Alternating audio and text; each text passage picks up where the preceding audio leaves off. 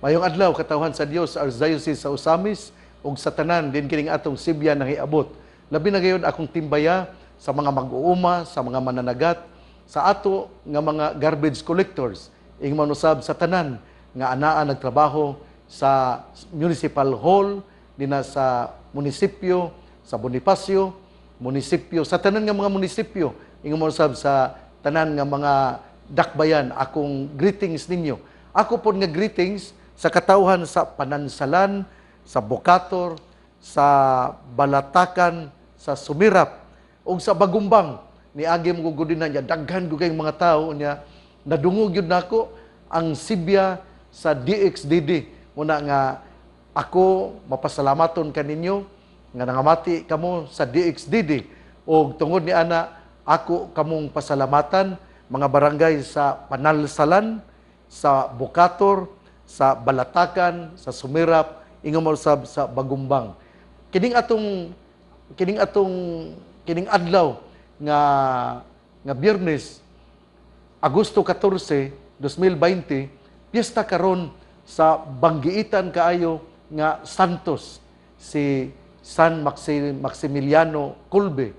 Ningon kong banggiitan tungod kay kinigod siya, bag-o lang ni siya nga nahimo nga Santos, although ngadtong 1982, pero dili na siya na nadungog, pero usa kini sa ako yun nga Santos. Mao man bitaw nga kamo inyong nakita nga akong sinina pula tungod kay siya usaman ka kining gipatay siya dito sa Auschwitz death camp niadtong tuig Agosto 14, 1941 dito sa kining Auschwitz death camp. Gi-injectionan siya, lethal injection, tungod kay siya, pari siya, gidakop manggod atong unang mga kaparian, labi ng mga Hudiyo. Unya, dito sila sa death camp. Unya, kining dunay usa ka minyo nga patyon moto nga ni voluntaryo siya nga moilis sa mao nga kining amahan, tungod kay ang usa ka amahan dunay mga anak ug siya walay anak, usa siya kapari ug siya mao'y mi hatag siyang kinabuhi isip ilis mao'y nagpakamatay para niadtong usa ka minyo. Ug namatay siya dunay lethal injection niadtong Agosto 14,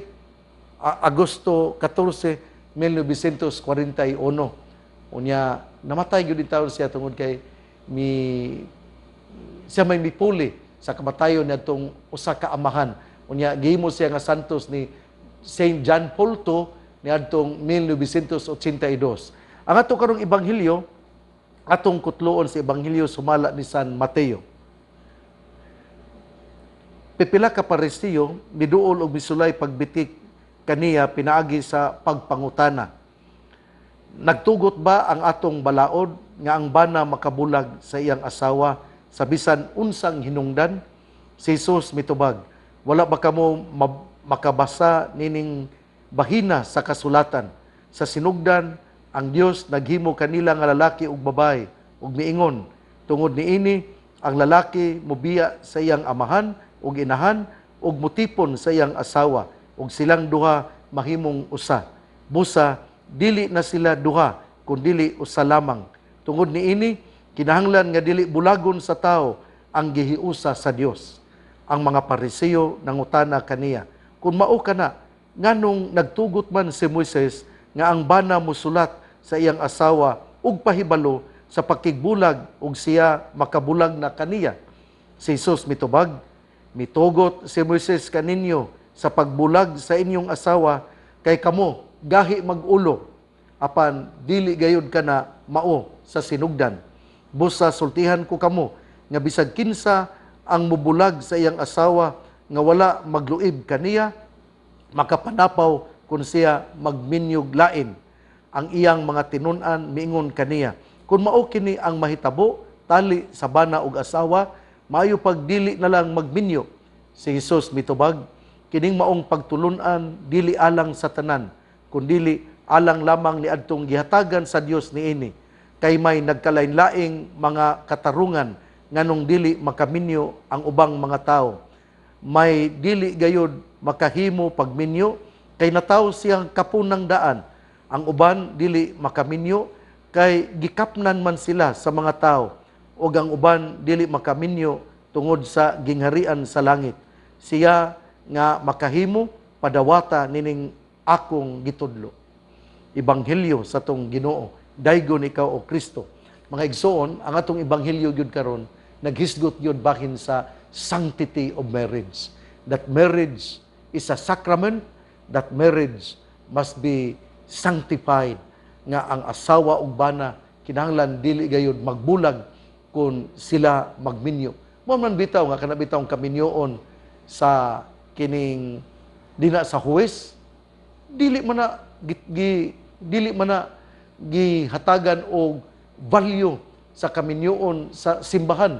Pero ang kaminyoon sa simbahan gihatagan gyud og pagtahod dina sa huwes, dina sa civil society, dinha sa ato nga balaod.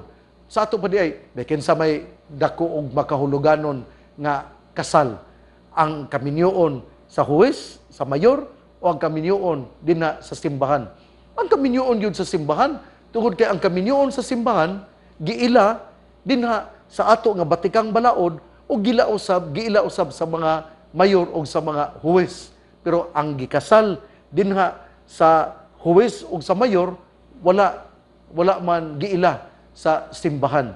Mao na nga importante kaayo nga kita magpakasal yun dinha sa simbahan. Mao man bitaw no kana bitaw gikasal sa simbahan, ang witness ana dili man lang pari. Ang witness ana dili man lang ang imong ninong ug ninang. Giwitnessan pa gyud na ang testigo gyud ana mao gyud ang atong Ginoo nga naa sa altar. Muna nga lig-on jud kaayo unya bugat jud kaayo ang tao nga magminyo dinha sa simbahan. Mao man bitaw nga dinhi karon sa ebanghelyo gisgutan nga kining unsa man gyud ning kaminyoon pwede ba nga magbulag? Ningon ang atong Ginoo nga dili gyud pwede. Tungod niini ang lalaki dili gyud mobiya sa iyang asawa. Importante gyud kaayo. Doon na dinhi sa ebanghelyo ang mga Pariseo, kanabang mga Pharisees, mga tigpakaron ingnon, kanabang mga tao nga kining nakahibalo sa balaod, buot mo bitik ni Hesus. Nga mingon sila, pwede ba nga nagtugot pa ang balaod nga ang bana makabulag sa iyang asawa sa bisan unsang hinungdan? Pero ningon atong Ginoo, dili gayud. Nga ningon sila, nga naman nga si Moises mitugot man nga dunay nga bulagan sa iyang asawa, ang bana sa iyang asawa. Ningon ang atong Ginoo, tungod kay gahi mamog ulo mo nang misugot na lang si Moises. Pero sa sinugdanan ang asawa importante yun nga dunagyoy panagiusa sa asawa ug bana. Kay ang asawa sa sinugdanan dili man gyud sila gitugtan nga sila magbulag. What God has bind together, let no man put it asunder. Nga unsay gipanagiusa, unsay gihiusa sa Ginoo, wala gyud tao nga makabulag niini. Mao na nga importante gyud kaayo ang sakramento sa kaminyoon. Muna nga kun kamo wala pa mo kanabitong asawa, kanabitong mga nag-edad lang mo 15 o nag-edad lang mo 16, 17, 18, nya 19 baron o 20. Nga nagtan-aw lang mo, na-crash mo maayo, nga gusto na mo magminyo. Na usahay ra ba, kini bang kaminyoon, ang gitan-aw ra gyud, ang iya ra gyud nga taliw-tiw nga ilong, ang iya ra gyud kahamis og kutis, ang iya ra gyud kagwapo og kagwapa. Pero inyong bantayan ha, ang kagwapo ug kagwapa, lumalabay lang. Pero nindot gyud tan-awon ang kinaiya sa tao. Muna nga, tan-awon gyud ang kinaiya. Kung magminyo ka man, imo yung tanawon, dili lang kaanindot o kagwapa niya, kung dili, nindot ba siya o kinaiya. Mao kini ang sakramento sa kaminyoon. Kung sa panahon nga imo nang gidawat, nga imo siyang bana, imong gidawat nga usa ka asawa, imong gidawat ang tanan, imong gidawat ang iyang kahumot, o ang iyang kabaho, imong gidawat ang iyang kaanindot, o ang iyang pagkabati. Tungod kay kinatibukan ang imong gidawat, Muna nga dili gyud pwede nga bulagon sa tao unsang gihiusa dinha sa simbahan. Mao na nga kung ikaw magminyo, kinahanglan yun nga imog yung pamalandungan, imog yung tukion, imog yun nga tan-aon. Unya, kung ikaw raboy nahigugma sa lalaki, nya ang lalaki wa mahigugma nimo, di gyud na magpadayon ang inyong paghinigugma ay. O kung ang lalaki ray nahigugma sa babae, unya ang babae wala mahigugma, di gyud na magpabilin ang inyong pagminakalay. Nya kanabong kinibong kanang imagminyo ka tungod kay kining sa kwarta, hindi gyud na maayo. Di man gyud na magpadayon ang maong pagbati, ang maong gugma. Muna nga kung mahigugma man gali, dili tungod kay kwarta ang imong giapas, kung dili nahigugma ka tungod kay imo siyang gidawat ang iyang kaayo ug ang iyang kadautan, ang iyang kahumot ug ang iyang kabaho, imong gidawat tungod kay imo siyang gihigugma. Ug mao kini ang pagtulun-an karon nining sakramento sa kaminyoon. Nga ang diha sa sakramento sa kaminyoon, usa ka balaan nga panaghiusa diin ang babae ug lalaki nahimo nga usa lamang. Ug mao kini ang sakramento sa kaminyoon. Di gyud pwede ang same-sex marriage. Di gyud pwede ang usara nga ang lalaki o lalaki o babae o babae. Sa ato po nga batakang balaod, sa atong konstitusyon, wa gyud na mutugot nga ang minyoon, ang babae o babae o ang lalaki o ang lalaki. Muna kung makadungog mo nga dunay kasal sa pulos babae, dili man na sila gikasal kay wala man mutugot ang Philippine Constitution nga muhimo niini. Wala po mutugot ang atong pagtuo, ang Biblia nga muhimo niini. Ako naluoy sa mga pagbati sa pariha nga lalaki, pariha nga babae. Pero atong hinumduman nga importante nga kita mo control sa atong pagbati. Mauna nga ang atong konstitusyon, wa gyud mutugot nga magminyo ang pulos babae o ang pulos lalaki. Dili gyud tungod kay that is invalid and it is not constitutionally acceptable because it does not follow in our constitution. Sorry kayo ha, those who are listening foreign in other countries. Here in the Philippines, it is not permitted. And as I have said, as good Catholics, I pity you, but at the same time, I ask the Lord that, well, you have to discipline yourself and then look for ways to be a real friend to that same sex, because there will never be no marriage will take place for the same sex marriage. Unya, gisgutan yun din ang kabalaan sa kaminyoon o ang kabalaan sa panaghiusa. Ari kita sa kining kapistahan ni Maximilian Kolbe. Ginaingon, ang kapistahan ni Maximilian Kolbe, today's saint, Saint Maximilian Kolbe, is a heroic witness of love, a martyr for charity. Sa ito pa di ay, usapod kini kanabang paghalad siyang kaugalingon, ug nahimo siya nga martyr sa charity. It is said that the Blessed Mother presented him an option between two crowns, a white one for purity and a red one for martyrdom. But Maximilian Kolbe chose both. By accepting that white crown, he imitated Jesus, the unblemished Lamb, who sacrificed himself on the cross.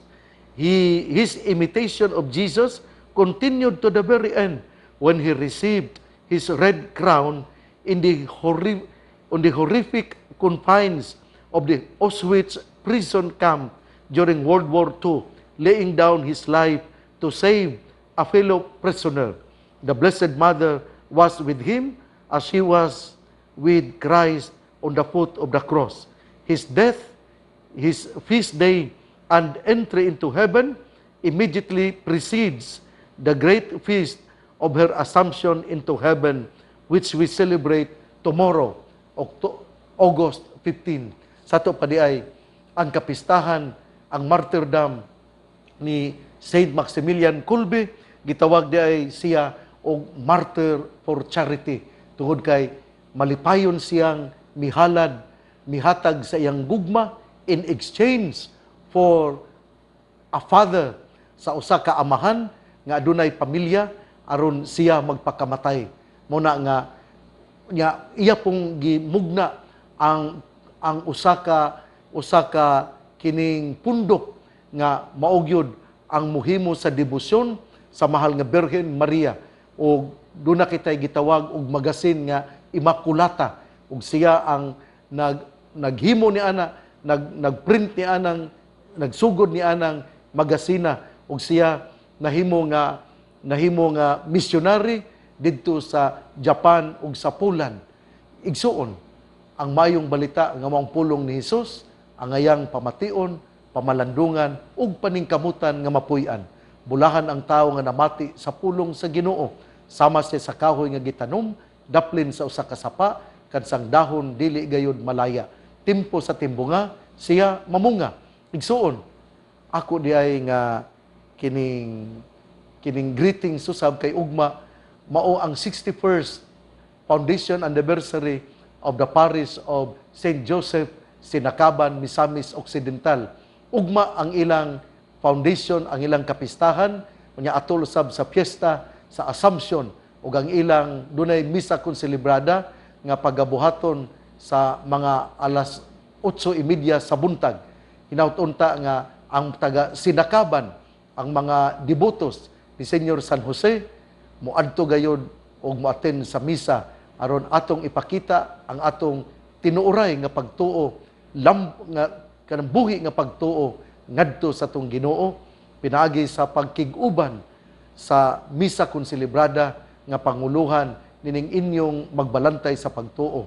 Hinaut-unta nga magpadayon kita sa atong pagtuo. Ang pangaliya sa mahal nga Birhen Maria nga gisangpit sa mga misamisnon nga Birhen sa kuta, magapanalangin kanato sa ngalan sa Amahan, sa Anak ug sa Espiritu Santo. Amen.